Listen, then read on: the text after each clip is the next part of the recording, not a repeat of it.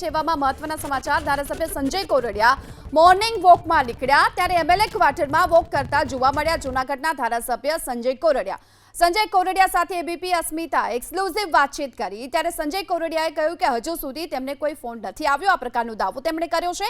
આ સાથે તેમણે એ પણ કહ્યું કે તમને ખબર છે એટલી જ અમને ખબર છે।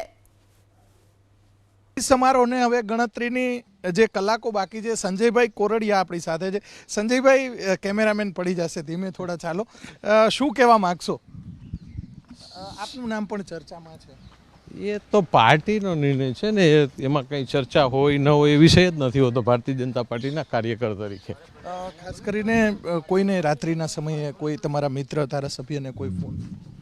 એ તો તમને ખ્યાલ આવશે, મને તો કેમ ખબર પડે? કોલ તો જ્યાંથી કર અંગત મિત્રોને કોઈને એટલે એવું તો કોઈ હશે તો કોઈને સૂચના આવશે તો તમને પહેલા ખ્યાલ આવી જશે। એટલે સરપ્રાઈઝ લાગે છે? શું લાગે છે આ વખતે મંત્રીમંડળને લઈને?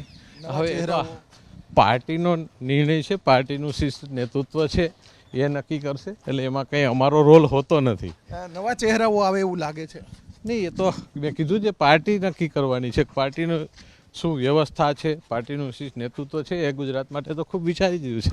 ચોક્કસથી સંજયભાઈ કોરડિયા છે તેઓ અત્યારે જે જૂનાગઢના ધારાસભ્ય છે, પાટીદાર અગ્રણી પણ છે અને તેઓ અત્યારે મોર્નિંગ વોકમાં નીકળ્યા છે એમએલએ ક્વાર્ટર ખાતે। દૃશ્યો આપણે બતાવવાનો પ્રયાસ કરીશું। તમામ જે 150 કરતાં વધારે ધારાસભ્યો રાત્રિના સમયે અહીંયા રોકાયા હતા અને જે ધારાસભ્યો છે તેમને રાત્રિના સમયે કદાચ ઊંઘ પણ નહીં આવી હોય, આખી રાત જાગ્યા હશે।